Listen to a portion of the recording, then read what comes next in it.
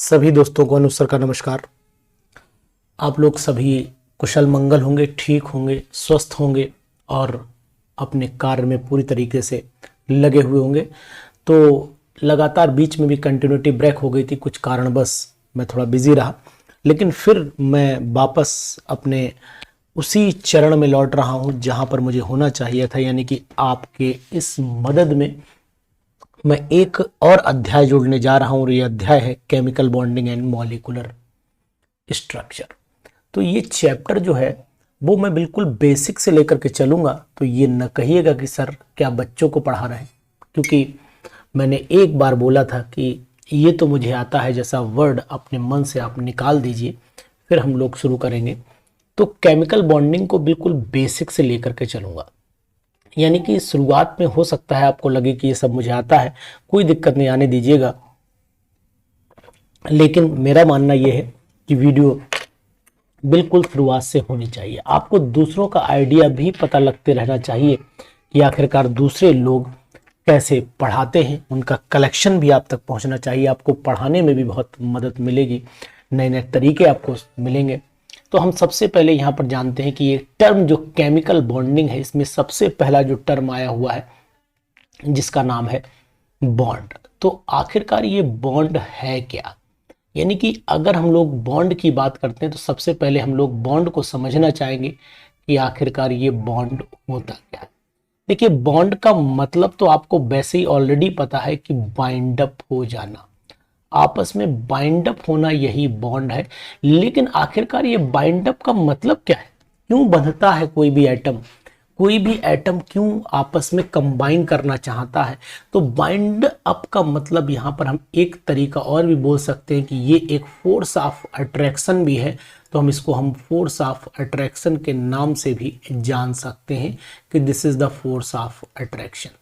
अब यहाँ पर एक क्वेश्चन अराइज होता है कि आखिरकार बॉन्ड बनता क्यों, what is the reason behind the formation of bond. अच्छा, एक चीज बताइए कि आप जो है एक दूसरे को फ्रेंड बनाते हैं, क्यों बनाते हैं? फ्रेंड बनने का कोई रीजन है।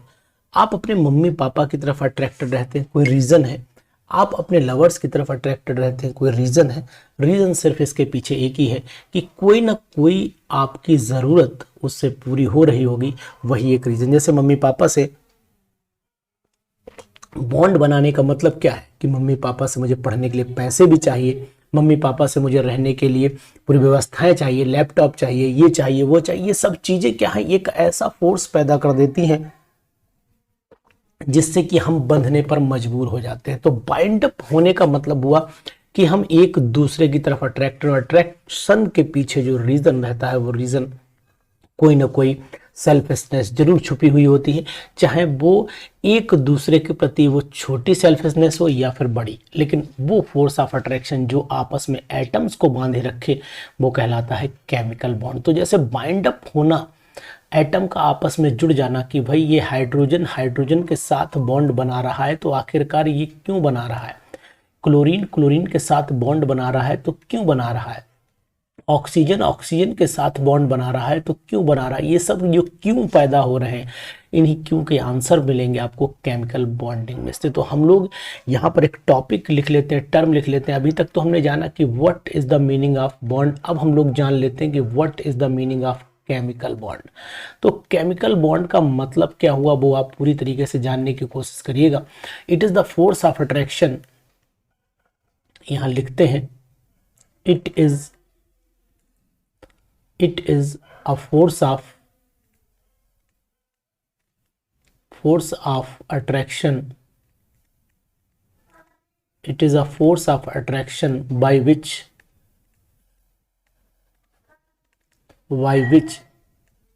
two or more atoms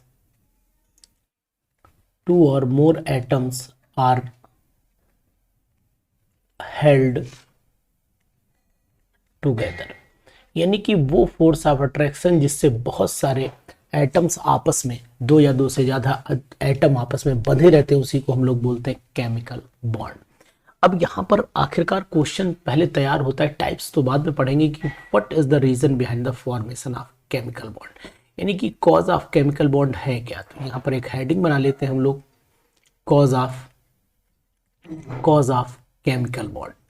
ये आखिरकार केमिकल बॉन्ड बनता क्यों है, कि रीज़न क्या है इसके पीछे, वो रीज़न मैं आपको समझाता हूँ कि केमिकल बॉन्ड बनने का रीज़न क्या है। केमिकल बॉन्ड बनने का सबसे बड़ा रीज़न है, सबसे पहला पॉइंट तो यही होता है कि स्टेबल कॉन्फ़िगरेशन को गेन करना चाहता है। स्टेबल कॉन्फ़िगरेशन अगर गेन कर लेता है तो इसका मतलब हुआ कि वो स्टेबिलिटी को गेन कर लेगा। यानी कि सबसे पहला कंसेप्ट है कि each and every atom wants to stable, and for stability, किसी भी एटम को स्टेबल होना है और स्टेबिलिटी को गेन करने के लिए वो नोबल गैस का कॉन्फ़िगरेशन यानी कि NH2NP6 कॉन्फ़िगरेशन को गेन करना चाहेगा।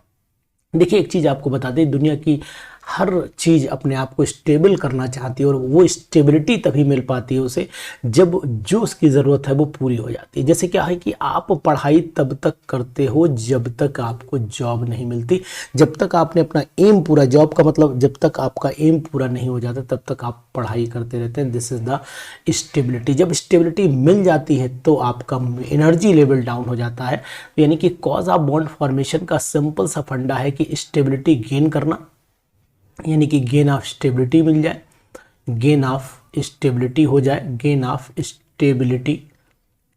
और दूसरी आपको चीज़ बता देते हैं कि इन जो अमाउंट ऑफ एनर्जी है वो मिनिमाइज हो जाए, तो यानी कि minimum amount of minimum energy level जो है वो डाउन हो जाना चाहिए। वैसे भी सिंपली आप जानते हैं कि जो इंसान स्टेबिलिटी को गेन कर लेता है, इंसान की बात इसलिए कर रहा हूँ क्योंकि आपने अपने ऊपर भी अप्लाई करके देख लीजिए, जो भी इंसान स्टेबिलिटी को गेन कर लेता है उसकी एनर्जी लेवल ऑटोमेटिक डाउन हो जाता है। क्यों डाउन हो जाता है? क्योंकि अब वो फर्दर ज़्यादा रिएक्शन करने की एक्टिविटीज़ में नहीं है, क्योंकि उसने स्टेबल कॉन्फ़िगरेशन को गेन कर लिया है।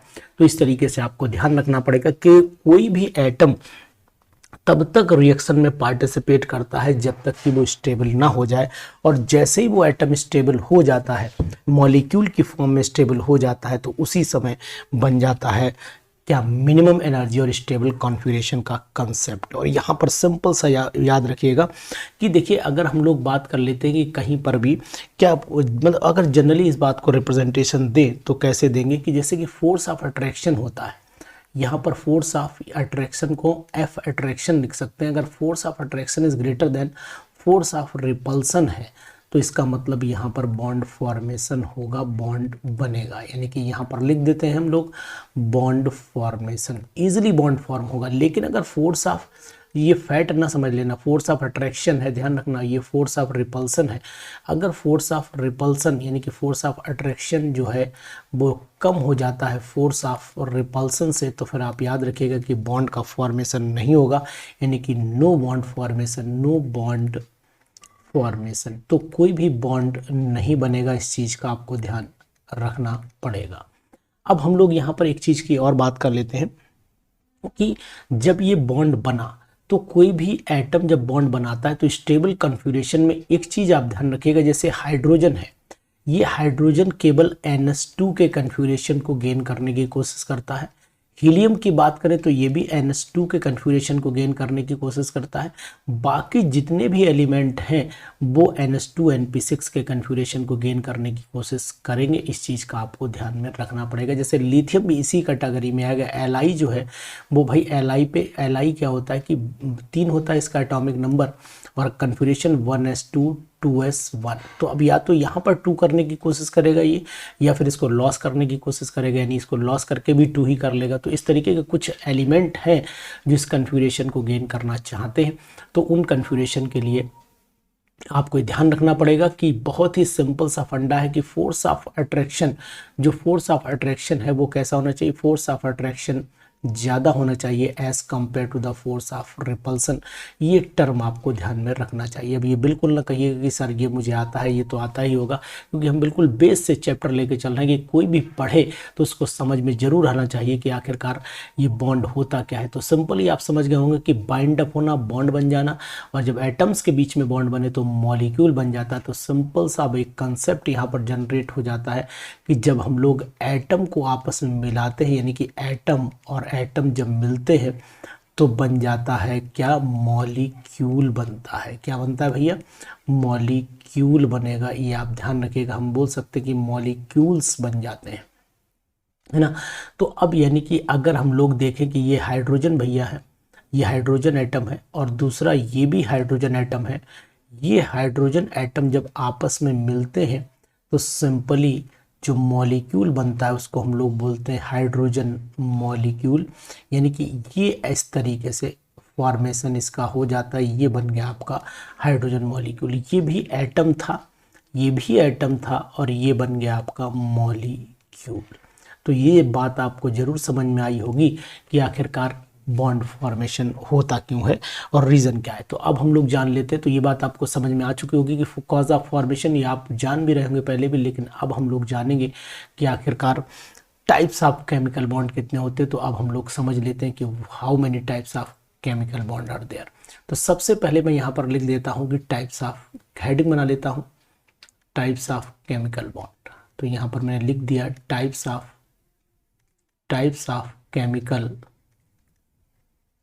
Chemical bond. तो केमिकल बॉन्ड कितने टाइप्स के हैं इसकी बात हमें करना है। अब केमिकल बॉन्ड कितनी कैटेगरी के होंगे इसको हम सबसे बेटर तरीके से कैसे समझाने की कोशिश करेंगे। यहाँ पर मैं लिख देता हूँ केमिकल बॉन्ड, यानी कि यहाँ मैंने लिख दिया है केमिकल बॉन्ड। अब कितनी कैटेगरी होंगी उनको भी हम लोग जरा देख लेते हैं। सबसे पहले हम लोग बात करेंगे केमिकल बॉन्ड फॉर्मेशन में कि कितनी कैटेगरी हैं, वो हम लोग बात कर लेते हैं इस तरीके से। ये मैं पहले पूरी लाइन ड्रॉ कर लेता हूँ, उसके बाद यहाँ पर नंबर 1, यहाँ पर नंबर 2, यहाँ पर नंबर 3, यहाँ पर नंबर 4, यहाँ पर नंबर 5। इस तरीके से हम लोग केमिकल बॉन्ड की बात करेंगे। तो अब कौन कौन सा बॉन्ड बनेगा, तो सबसे पहले हम आपको ये बता देना चाह रहे हैं कि केमिकल बॉन्ड कितनी कैटेगरी के होंगे, वो आपको हम बताएं तो ज़्यादा बेटर रहेगा। तो देखिएगा केमिकल बॉन्ड कितनी कैटेगरी के होने हैं। चलिए अब हम लोग बात करते हैं। केमिकल बॉन्ड में सबसे पहली कैटेगरी आपकी आ जाती है नंबर 1, जिसे हम लोग बोलते हैं आयनिक और इलेक्ट्रोवैलेंट बॉन्ड। तो यहाँ पर मैंने आयनिक बॉन्ड लिख दिया है, आयनिक बॉन्ड, और ब्रैकेट में इसको हम दे सकते हैं electrovalent bond. Simply electrovalent bond बोलेंगे इसे हम लोग। इसके बाद हम लोग क्या करना चाह रहे हैं, इसके बाद हम नेक्स्ट बॉन्ड की बात कर लेते हैं जिसका नाम होता है कोवैलेंट बॉन्ड। यानी कि नेक्स्ट बॉन्ड हमारे सामने है कोवैलेंट बॉन्ड, और कोवैलेंट बॉन्ड की ही कैटेगरी में आता है, ये बात ध्यान रखिएगा, ये कोवैलेंट बॉन्ड की कैटेगरी में आता है एक जिसका नाम है कोऑर्डिनेट बॉन्ड। क्या नाम है भैया, कोऑर्डिनेट बॉन्ड। और कोऑर्डिनेट बॉन्ड को ही हम लोग बोलते हैं डेटिव बॉन्ड। क्या बोलते हैं इसे हम लोग, डेटिव बॉन्ड बोलते हैं। इस तरीके से हमने लिख दिया डेटिव बॉन्ड। तो यहाँ पर आयनिक बॉन्ड हो गया, कोवैलेंट बॉन्ड हो गया, कोऑर्डिनेट बॉन्ड हो गया, जिसे हम लोग डेटिव बॉन्ड के नाम से भी जानते हैं। इसके बाद आपको एक बॉन्ड और भी जानकारी में आपके आया होगा जिसका नाम हो जाता है, हम लोग जानते हैं मेटेलिक बॉन्ड। तो अब हमने यहाँ पर लिख दिया है ये मेटेलिक बॉन्ड, और उसके बाद लास्ट में हम लोग डिस्कशन करेंगे जिसका नाम होता है हाइड्रोजन बॉन्ड। तो इतनी कैटेगरी के जो बॉन्ड है वो हमें देखने हैं, इन पे डिस्कशन करना है। बिल्कुल लाइन से चलेंगे, एक एक टॉपिक डिस्कशन करते हुए चलेंगे आपके साथ में, जिससे कोई भी टॉपिक छूटे ना।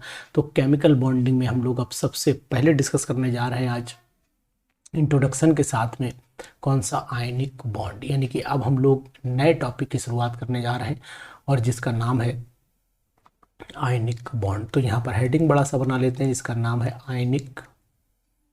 आयनिक बॉन्ड, या फिर हम इसको लिख सकते हैं जिसका नाम हो सकता है इलेक्ट्रोवैलेंट बॉन्ड। आपको बताऊंगा मैं कि आखिरकार ये क्यों नाम रखा गया इलेक्ट्रोवैलेंट और क्यों नाम रखा गया इसका आयनिक बॉन्ड। तो इलेक्ट्रोवैलेंट बॉन्ड भी बोल सकते हैं इसको हम लोग, और इसको हम लोग आयनिक बॉन्ड के नाम से भी जान सकते हैं। तो सबसे पहले हम इसकी डेफिनेशन पे तब जाएंगे, पहले हम एक एग्जांपल लेते हैं कि मान लीजिए ये हमने सोडियम ले लिया, ये हमने Na सोडियम ले लिया। जान रहे हैं आप इसके आउटर मोस्ट में कितने इलेक्ट्रॉन होते हैं, सोडियम के आउटर मोस्ट 2,8,1 यानी कि सोडियम के आउटर मोस्ट में ये 1 इलेक्ट्रॉन होगा।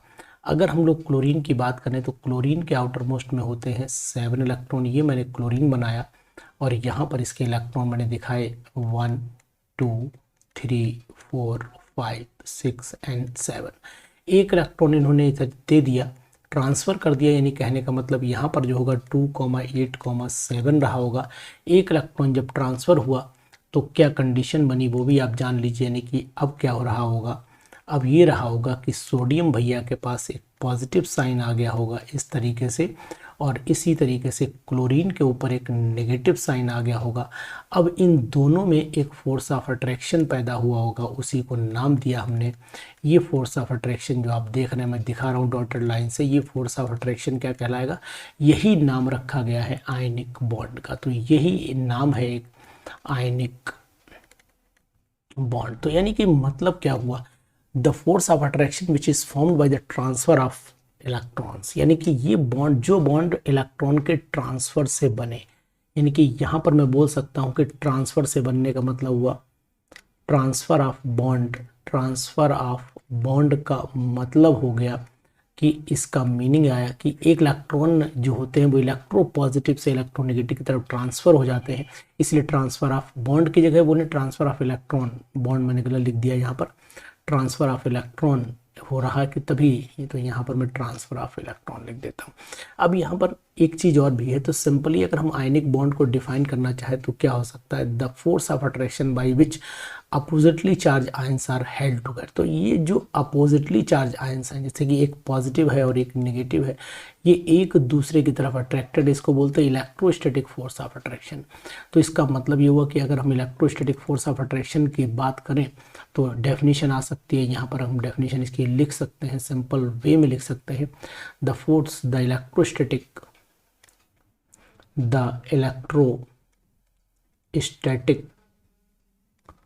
force of attraction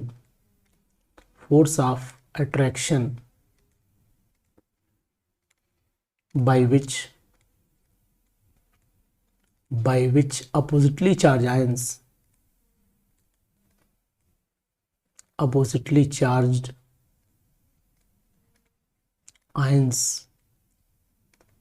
are held together। तो वो फोर्स ऑफ अट्रैक्शन जिसके थ्रू अपोजिटली चार्ज आयंस आपस में रुके रहते हैं, उसी को नाम देते हैं हम लोग क्या, आयनिक बॉन्ड नाम देते हैं। अब यहाँ पर जब आयनिक बॉन्ड बनता है तो एक बात ध्यान रखना कि इलेक्ट्रॉन हमेशा इलेक्ट्रो पॉजिटिव से ट्रांसफर होगा, इलेक्ट्रो पॉजिटिव से ट्रांसफर होगा, और कहाँ ट्रांसफर होगा, ट्रांसफर होगा इलेक्ट्रोनेगेटिव पर, यानी कि इलेक्ट्रोनेगेटिव की तरफ ये ट्रांसफ़र हो जाना चाहिए। तो ये बात आपको ध्यान रखना चाहिए, यानी कि पॉजिटिव से इलेक्ट्रॉन जाएगा और नेगेटिव की तरफ पहुँचे, यानी कि पॉजिटिव जो पॉजिटिवली चार्ज होगा वो तभी होगा जब इलेक्ट्रॉन लॉस करेगा। तो यहाँ पर the bond which is found by the loss, यानी कि transfer of electron is called ionic bond. तो ऐसे बोल सकते हैं, तो simply we can say that the bond which is found by the bond which is formed by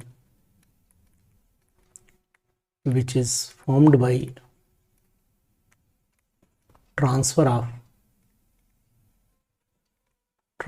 of electrons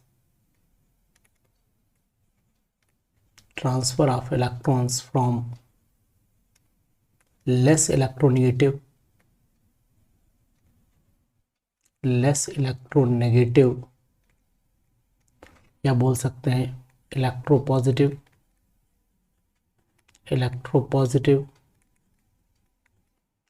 atom to the more electronegative atom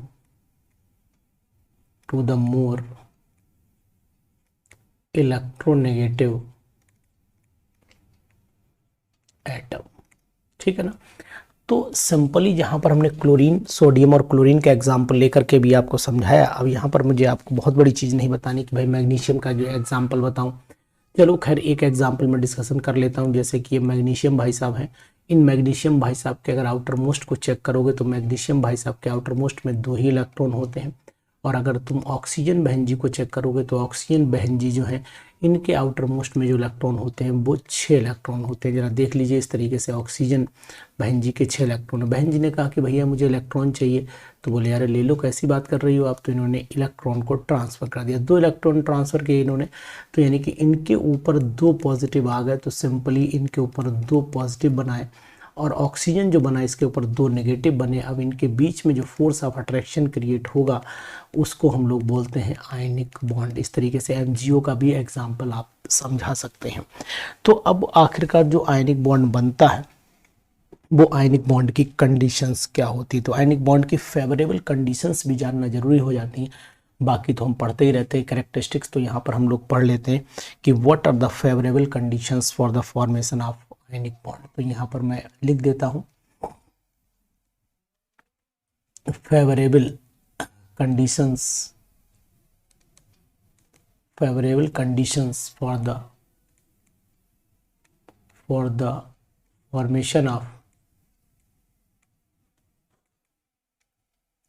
the formation of ionic bond. Writing कुछ ज़्यादा ही खराब हो गई, इस वाले page को मैं दोबारा लिखता हूँ। फेवरेबल कंडीशंस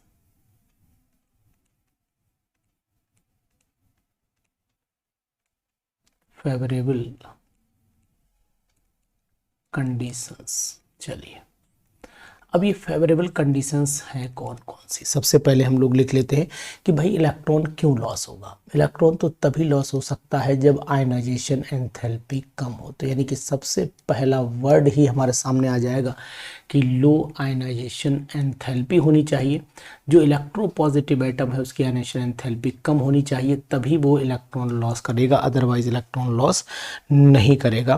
तो यानी कि लो आयनाइजेशन एंथैल्पी टू फॉर्म, आगे बढ़ाने का वर्ड टू फॉर्म कैटायन, यानी कि जो कैटायन बनाने की टेंडेंसी रखे। और कैटायन कब बनेगा? जब आयनाइजेशन एंथैल्पी कम होगी। अब दूसरी कंडीशन ये है कि दूसरा इलेक्ट्रॉन इजीली ले ले। तो इसका मतलब यहाँ पर होना चाहिए कि हाई वैल्यू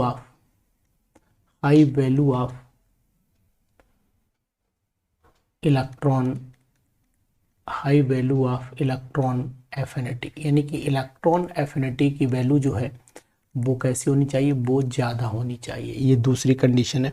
और तीसरी बात आपको ये बता देते हैं कि आखिरकार लैटिस एंथैल्पी का क्या खेल है इसमें। तो वो भी बात हम यहाँ डिस्कशन कर लेते हैं कि लैटिस एंथैल्पी कैसी होनी चाहिए। तो लैटिस एंथैल्पी यहाँ पर ज़्यादा होनी चाहिए।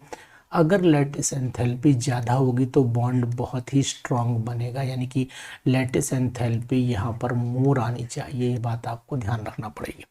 तो अब हम लोग इनकी बात कर लेते हैं कि आखिरकार लैटिस एंथैल्पी होती क्या है। तो किसी भी, जैसे कि मान लीजिए अगर हम सिंपल सी बात करें कि जैसे कि ये मैंने Na लिया है ना, और ये Na पॉजिटिव लिया, और यहाँ पर मैंने ये Cl नेगेटिव लिया, इनसे मैंने NaCl बना दिया। तो यानी कि the amount of energy released, यहाँ पर अमाउंट ऑफ एनर्जी रिलीज हो जाएगी। देखिए अगर मान लो मैं NaCl लेता हूँ, NaCl को मैं तोड़ देता हूँ Na पॉजिटिव आयन में और Cl नेगेटिव आयन में। तो मैंने दोनों तरीके से समझाने की कोशिश करूँगा यहाँ पर। तो कैसे समझाते हैं? तो आयनिक है क्या? The latest enthalpy of ionic solid is defined the energy required to completely the separate 1 mole of ionic solid into the gaseous constituent ions। यानी कि अब मैंने 1 मोल यहाँ पर मैंने ये ले लिया है। तो 1 मोल NaCl को गैसियस फॉर्म में उसके आयंस को तोड़ देने का जो एनर्जी रिलीज होगी, जो एनर्जी की रिक्वायर्ड होगी, यहाँ पर रिक्वायर्ड होगी, यहाँ रिलीज होगी, यहाँ रिक्वायर्ड होगी, तो ये गैस फॉर्म में बनेगा। यहाँ पर रिक्वायर्ड वर्ड यूज होगा, रिक्वायर्ड। तो अब हम लोग डिफाइन करते हैं lattice enthalpy is defined as the amount of energy required to break the 1 mole of ionic solid into its ions in the gaseous state. ये बातें आप ध्यान रखेंगे। और अगर हम लोग यहाँ पर आए तो अमाउंट ऑफ एनर्जी यहाँ रिलीज्ड हो जाएगी, ये बात ध्यान रखिएगा। यहाँ वर्ड रिलीज्ड जुड़ जाएगा। The amount of energy released when 1 mole of ions of opposite charge combined together to form 1 mole of the ionic solid. 1 mole ionic solid बनाए तो यहाँ पर एनर्जी क्या होगी? रिलीज हो जाएगी। तो इसको भी हम लोग लेटेस्ट एंथैल्पी बोलते हैं। अब यहाँ पर एक चीज़ आती है कि लेटेस्ट एंथैल्पी किन चीज़ पे डिपेंड करती है। तो latest enthalpy mainly depends on, यानी कि यहाँ पर मैं लिख देता हूँ लेटेस्ट एंथैल्पी। तो लेटेस्ट एंथैल्पी की अब डेफिनेशन तो लिखने की शायद मुझे ज़रूरत नहीं है, क्योंकि लेटेस्ट एंथैल्पी आप ऑलरेडी समझ चुके होंगे कि the amount of energy required और रिलीज दोनों हो सकते हैं, लेकिन कंडीशंस पे डिपेंड करता है। तो अब यहाँ पर लैटिस एंथैल्पी के लिए जो डिपेंडेंस है वो हम समझाने की कोशिश करेंगे कि आखिर लैटिस एंथैल्पी किस पे डिपेंड करती है। तो सबसे पहले तो साइज ऑफ आयंस पे डिपेंड करती है। नंबर 1 साइज ऑफ आयन लिख देते हैं हम यहाँ पर, साइज ऑफ आयन की बात कर लेते हैं, साइज ऑफ आयंस। और हम दूसरी बात यहाँ पर कर लेते हैं चार्ज ऑन द आयंस, यानी कि दो चीज़ें अगर हमें याद है कि साइज कैसा होना चाहिए आयंस का और चार्ज कैसा होना चाहिए, ये अगर दोनों बातें क्लियर होंगी तो लैटिस एंथैल्पी समझ जाएंगे। तो अब हम सबसे पहले बात कर लेते हैं यहाँ पर एक नंबर 1 जो पहली बात है उसको डिस्कशन कर लेते हैं, साइज ऑफ आयंस। यानी कि साइज ऑफ आयन की बात करें तो यहाँ पर क्या होगा कि साइज ऑफ आयन में वो जो हम कहना चाह रहे हैं उसको आप समझने की कोशिश करिए। देखिए जितना साइज स्मॉल होगा, यानी कि smaller the size of ions greater the force of attraction, उतना ही फोर्स ऑफ अट्रैक्शन ज़्यादा होगा। तो यहाँ पर हम लिख देते हैं smaller the size of ions, smaller the size of ions greater will be the force of attraction, greater will be the force of attraction, यानी उतना ही फोर्स ऑफ अट्रैक्शन ज़्यादा होगा। इस बात का आपको ध्यान रखना पड़ेगा। तो यहाँ पर क्या होगा कि लैटिस एंथैल्पी तभी ज़्यादा हो पाएगी जितना फोर्स ऑफ अट्रैक्शन होगा। जैसे कि अगर मान लीजिए इन दो, ये एक पॉजिटिव है और ये एक नेगेटिव है, इन दोनों के बीच में जितना ज़्यादा फोर्स ऑफ अट्रैक्शन क्रिएट होगा उतना ही से लैटिस एंथैल्पी ज़्यादा होगी। वो तभी हो सकती है जब दोनों का साइज छोटा हो और क्या हो, फोर्स ऑफ अट्रैक्शन ज़्यादा हो। अब हम लोग चार्ज की बात कर लेते हैं कि भाई दूसरी हम लोग ने हेडिंग बोला था कि चार्ज ऑफ आयंस ऊपर लिखा हुआ है, तो अब हम लोग यहाँ हेडिंग बना लेते हैं चार्ज ऑफ आयंस। आयंस का जो चार्ज है वो कैसा होना चाहिए, तो जितना ज़्यादा चार्ज होगा उतना फोर्स ऑफ अट्रैक्शन होगा। तो अब यहाँ पर सिंपली हम लोग लिख देते हैं ग्रेटर द चार्ज, यानी कि लार्जर से चार्ज लिख सकते हो, ग्रेटर लिखिए ज़्यादा बढ़िया रहेगा। Greater the charge on ions, greater the charge on ions, greater will be the force of attraction, greater will be the force of attraction, यानी कि जो फोर्स ऑफ अट्रैक्शन है वो थोड़ा ज़्यादा हो जाएगा। इस चीज़ का आपको ध्यान में रखना पड़ेगा।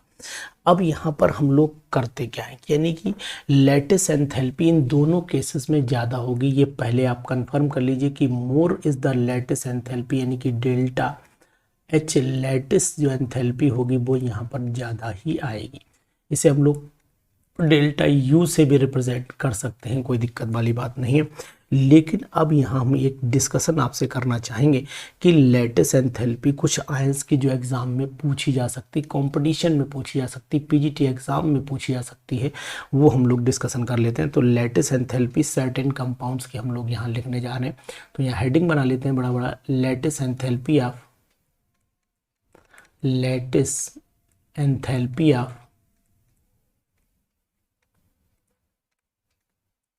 certain ions,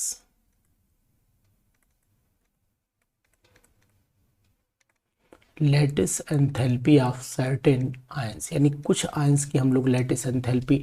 अब ये चीज़ हमारे पीजीटी एग्ज़ाम के लिए बहुत ही इम्पोर्टेंट बनने वाली है, तो इसको हम लोग यहाँ पर लिख देते हैं पीजीटी एग्ज़ाम्स। यानी कि पीजीटी एग्ज़ाम्स में जो चीज़ पूछी जा सकती है अब वो डिस्कशन होने जा रही, तो इस पर बिल्कुल आप अलर्ट रहिएगा, बिल्कुल ध्यान बनाए रखिएगा। तो सबसे पहला हम लोग एक डिस्कशन करेंगे, सिंपल सी बात, उसको समझाते भी चलेंगे। जैसे कि मान लो हमने यहाँ पर LIX ले लिया, थोड़ा सही लिखें, क्या यार अलग से लिख दिया तुमने।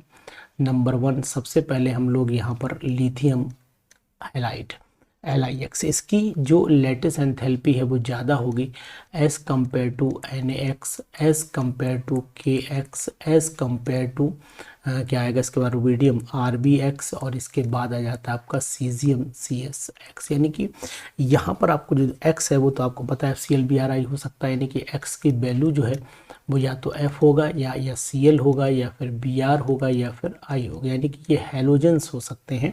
और यहाँ पर हम लोग साइज ऑफ एल्कली मेटल देख रहे हैं, तो उस एल्कली मेटल का साइज की अगर हम लोग बात करें तो ये लिथियम जो है वो साइज में थोड़ा छोटा है, इसके बाद सोडियम भैया उससे थोड़े बड़े हो जाते हैं, देखिए बड़े हमने बना दिए।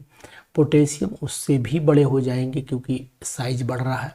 रुबिडियम उससे भी बड़ा हो रहा है और सीजियम उससे भी बड़ा हो रहा है। तो यहाँ पर आपने एक चीज़ नोटिस की होगी कि साइज ऑफ कैटायन जो है जितना ज़्यादा बढ़ेगा उतना ही लेटिस एंथैल्पी घटती चली जाएगी। तो यहाँ पर हम लोग ब्रैकेट में लिख देते हैं एक टर्म, यहाँ पर लिख देते हैं साइज ऑफ, यानी कि size of alkali metal increases, size of alkali metal increases. ये बात आप ध्यान रखेंगे। देखो साइज घटा तो अब लैटिस एंथैल्पी क्या हुई, डिक्रीज। ये सब decreasing order of lattice enthalpy हो गया। अब हम लोग दूसरा टॉपिक बात कर लेते हैं, दूसरे एग्जाम्पल की भी बात कर लेते हैं। दूसरे एग्जाम्पल में अगर हम यहाँ पर ले लें एमजीओ ग्रेटर देन, चले आइए इसके बाद बताइए CuCaO greater than magnesium calcium strontium barium BaO, और उसके बाद अगर रेडियम लिखा नहीं जाता क्योंकि रेडियो एक्टिव नेचर में होता है। अब यहाँ पर size of alkaline earth metal की बात करें तो size of alkaline earth metal भी यहाँ पर इंक्रीज कर रहा है। तो यहाँ पर मैं लिख सकता हूँ size of alkaline earth metals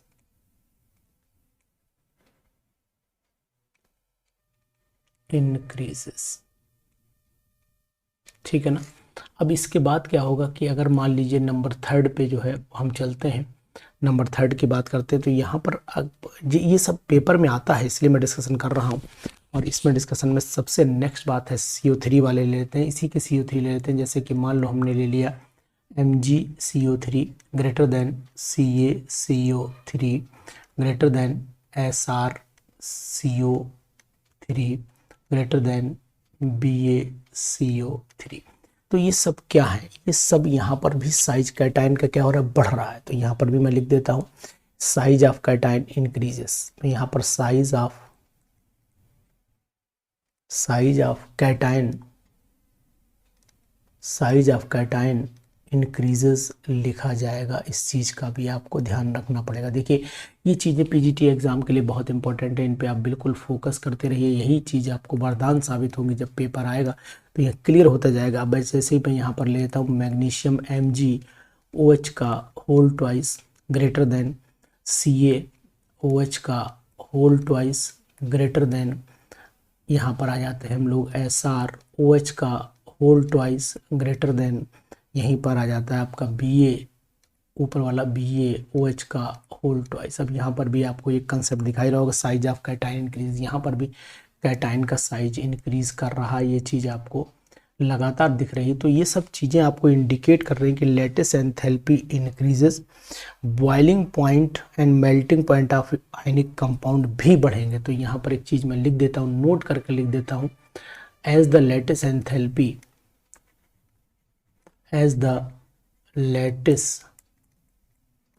enthalpy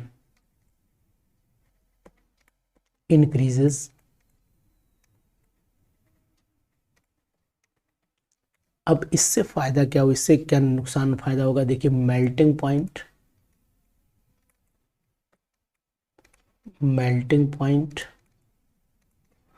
as well as boiling point of ionic compounds also increase. Ionic compounds also increases। ये चीज़ आपको ध्यान में रखनी पड़ेगी। तो ये आखिरकार ये बढ़ क्यों रहा है, तो लेटिस एंथैल्पी का रीज़न भी आप जान लीजिए, इलेक्ट्रोस्टैटिक फोर्स ऑफ अट्रैक्शन। ये इलेक्ट्रोस्टैटिक फोर्स ऑफ अट्रैक्शन एक ऐसा, जो मैंने सबसे पहले बताया था, इलेक्ट्रोस्टैटिक फोर्स ऑफ अट्रैक्शन जो होता है, फोर्स ऑफ अट्रैक्शन जो होता है वही एक फोर्स ऑफ अट्रैक्शन है जो लेटिस एंथैल्पी को बढ़ाने में मदद करता है। तो ये बात मैंने पूरी की आपसे, ये बात मैंने पूरी लेटिस एंथैल्पी से रिलेटेड और आयनिक कंपाउंड से रिलेटेड की। अब मैं प्रॉपर्टीज़ की भी बात कर ले रहा हूँ हाथ के हाथ, जिससे कि आपको नेक्स्ट जानकारी भी मिल जाए। तो यहाँ पर हेडिंग बना लेता हूँ मैं, प्रॉपर्टीज़ ऑफ आयनिक कंपाउंड्स। तो यहाँ पर हेडिंग दे देता हूँ मैं, properties of properties of ionic compounds. अब मैं बिल्कुल डिटेल में नहीं जाऊंगा, लेकिन हाँ डिस्कशन जरूर करूंगा, क्योंकि आपको कुछ चीज़ें जो जानकारी में है वो एक बार मेमोराइज जरूर हो जाए। जैसे कि सबसे पहले हम लोग बात कर लेते हैं कि पॉइंट की बात करेंगे। सबसे पहले हम लोग बोल देते हैं कि आयनिक बॉन्ड में क्या होता है, ये एक नॉन डायरेक्शनल बॉन्ड होता है। तो यानी कि यहाँ पर मैं सिंपली लिख देता हूँ इट इज़ नॉन डायरेक्शनल। ये नॉन डायरेक्शनल होता है क्योंकि नॉन डायरेक्शनल का मतलब वो चारों तरफ से भी सराउंड बाय द, मतलब यूनिफॉर्मली डिस्ट्रीब्यूशन होता है। इलेक्ट्रिक फील्ड जो होती है चारों तरफ पैदा हो जाती है, यूनिफॉर्मली पैदा होती है, तो इसकी कोई पर्टिकुलर डायरेक्शन नहीं होती। तो आयनिक कंपाउंड जो होता है वो स्टीरियो आइसोमेरिज्म भी शो नहीं करते। अब मैं वो प्रॉपर्टी कोई भी डिस्कशन नहीं कर रहा हूँ जो आपने कि ये ब्रिटल क्रिस्टलाइन सॉलिड होते हैं उनकी बात नहीं कर रहा हूँ। मैं बात कर रहा हूँ कि ये स्टीरियो आइसोमेरिज्म, क्योंकि डायरेक्शन नहीं होती ना, इसलिए ये नॉट शोइंग। अब मैं ये सब बातें कर रहा हूँ पीजीटी की, क्योंकि अगर मैं 12th की बात करता हूँ तो उसमें आयनिक, ब्रिटल क्रिस्टलाइन सॉलिड ये सब आएंगे, तो यहाँ पर नॉन डायरेक्शनल होगा, non showing stereo isomerism. Stereo isomerism, इसीलिए ये स्टीरियो आइसोमेरिज्म शो नहीं करते हैं, ये बात ध्यान रखिएगा। तीसरी बात जो है वो बहुत ही इंपॉर्टेंट है। वो क्या बात है कि ये सॉलेबल होते हैं सॉल्वेंट में जिनके डाइलेक्ट्रिक कांस्टेंट ज़्यादा होते हैं। तो हाई यानी कि soluble in those solvents which have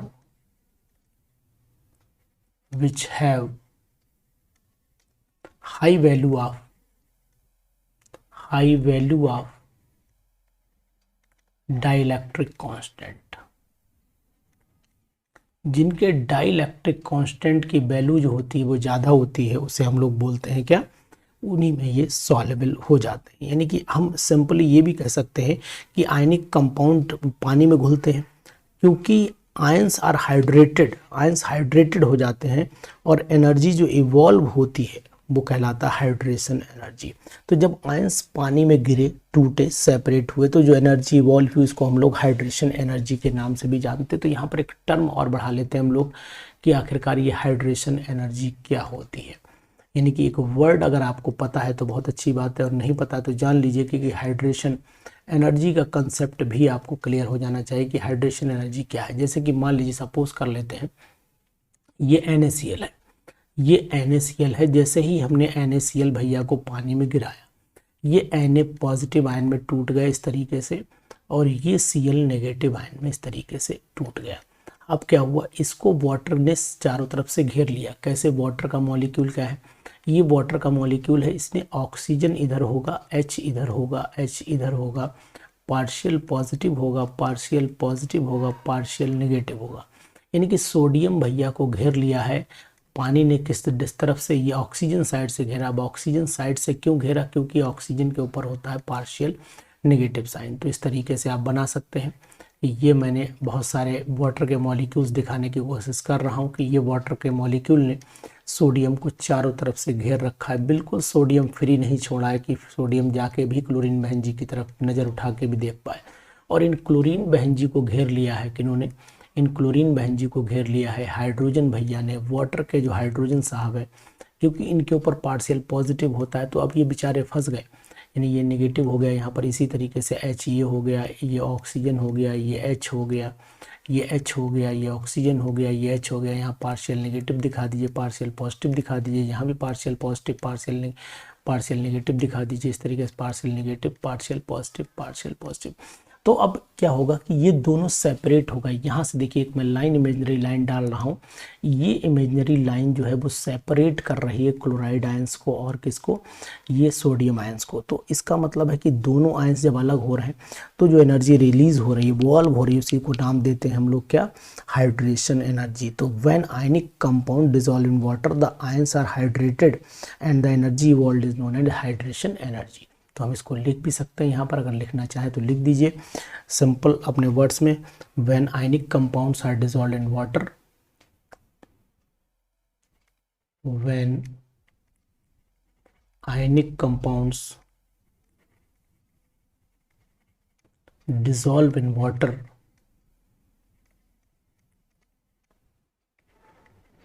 dissolve in water.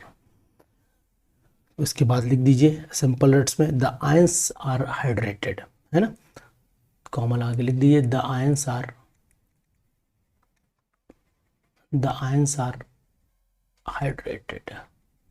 Ions कैसे हो जाते हैं, हाइड्रेटेड हो जाते हैं। एंड द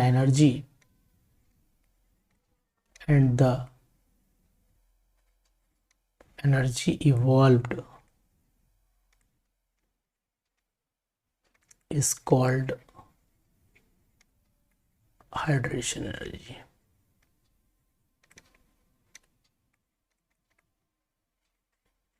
समझ गए ना। तो ये सब चीज़ें होंगी। अब इसके बाद सिंपल से बात है कि भाई ये आयनिक कंपाउंड है, तो आयनिक कंपाउंड के एमपीबीपी भी ज़्यादा होंगे। तो नेक्स्ट फिफ्थ पॉइंट हम लोग लिख लेते हैं, फिफ्थ पॉइंट पे चलते हैं। तो फिफ्थ पॉइंट जो होगा वो यहाँ पर लिख देते हैं कि ये हो गया हमारा फिफ्थ पॉइंट। तो इनके एमपीबीपी ज़्यादा होते हैं, तो सिंपल सा वर्ड हम लोग यूज़ कर लेते हैं, high melting point and boiling point. ये इनके हाई एमपीबीपी क्यों होते हैं, क्योंकि strong electrostatic force of attraction इनके ऊपर होता है, इसलिए ये कंडीशन भी इन पे अप्लाई हो जाती है। अब सिंपल से अगर हम मेल्टिंग पॉइंट बॉइलिंग पॉइंट की बात करें तो कुछ कंपाउंड की मैं बात ही कर लेता हूँ। जैसे कि अगर हम मेल्टिंग पॉइंट में बॉइलिंग पॉइंट में, तो सबसे पहले मैं यहाँ पर NaF ले लेता हूँ। NaF का जो मेल्टिंग पॉइंट है वो ज़्यादा होगा एज़ कम्पेयर टू NaCl, इसका ज़्यादा होगा एज़ कम्पेयर टू NaBr, इसका ज़्यादा होगा एज़ कम्पेयर टू NaI। तो यहाँ पर ये चीज़ आपको ध्यान रखनी पड़ेगी कि मेल्टिंग पॉइंट यानी कि order of melting boiling point जो है वो इस तरीके से स्पेसिफाई हो सकता है। और अगर हम MgO की बात करें तो यहाँ MgO का ज़्यादा होगा किससे, CaO से ज़्यादा होगा। CaO का किससे ज़्यादा होगा, CaO का ज़्यादा होगा BaO से ज़्यादा होगा, इस तरीके से। तो ये आप ध्यान रखेंगे। मैग्नीशियम कैल्शियम बेरियम हो गया। तो आयनिक कंपाउंड जितने भी होते हैं वो गुड कंडक्टर होते हैं इलेक्ट्रिसिटी के, इस चीज़ का आपको ध्यान में रखना पड़ेगा। तो यहाँ पर मैं लिख देता हूँ छठा पॉइंट, तो मैं काट रहा हूँ यहाँ पर, यहाँ लिख रहा हूँ छठा पॉइंट इस तरीके से, they are good conductor of heat and electricity. यानी कि जो आयनिक कंपाउंड्स होते हैं वो गुड कंडक्टर होते हैं, लेकिन गुड कंडक्टर जो होना है वो किस में होंगे, good conductor of heat and electricity in molten or in aqueous state, heat and electricity in molten or in aqueous state, यानी molten और aqueous state में जो होते हैं, क्योंकि होते क्यों हैं, क्योंकि आयंस बन जाते हैं। तो यहाँ पर मैं लिख देता हूँ due to formation of ions. इन्हीं आयंस बनते हैं इसीलिए, जैसे कि अगर हम NaCl को पानी में डालें तो टूट जाएगा, यानी कि ऐसे हीट कर दें तब भी पॉसिबिलिटी है कि इसमें Na पॉजिटिव आयन में और Cl नेगेटिव में, यही इलेक्ट्रिसिटी को मदद करते हैं मूवमेंट में, ट्रांसफॉर्मेशन में। तो जितने भी कंपाउंड हैं इस बात का आपको ध्यान रखना। और जितना भी जो आयनिक कंपाउंड्स होते हैं वो इनकी रिएक्शंस बड़ी फास्ट होती हैं और इंस्टेंटेनियस होती हैं।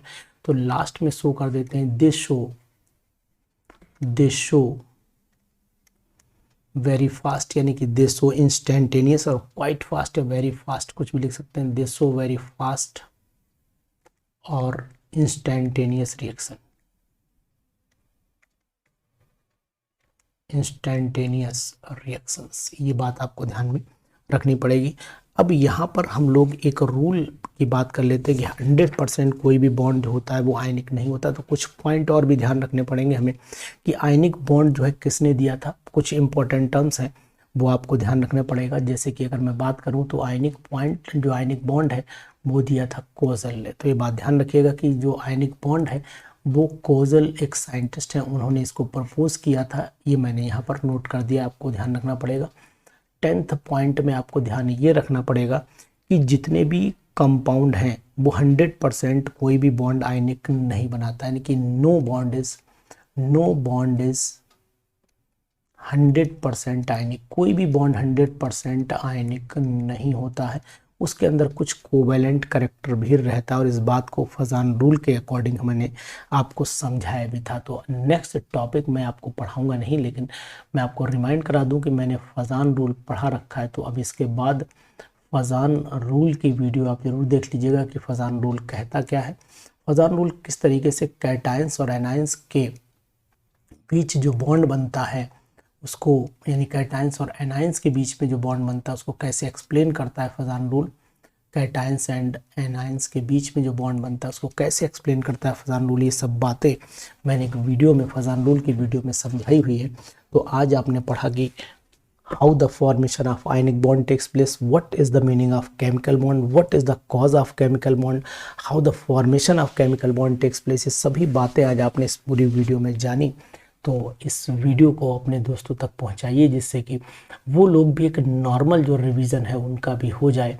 और इस पूरी जानकारी, देखिए मैंने जितनी भी आपको जानकारी दी है ये सभी जानकारी उन तक पहुंच जाए, क्योंकि ये जानकारी सभी इम्पोर्टेंट पॉइंट्स के थ्रू दी गई है। नॉर्मल पॉइंट्स इसमें मैंने डिस्कशन ज़्यादा नहीं किए हैं क्योंकि वो सिंपल पॉइंट्स आप ऑलरेडी जानते हैं पहले से। तो प्लीज़ पढ़िए, मेहनत करिए और आगे बढ़ते रहिए, क्योंकि सभी जगह इन्फॉर्मेशन आ रही है कि नहीं, हो सकता है वैकेंसी जल्दी आए, तो आप अपनी तैयारी में कोई भी कसर नहीं छोड़ेंगे। फिर मिलेंगे हम आपको नए वीडियो में, तब तक के लिए जय हिंद, नमस्कार।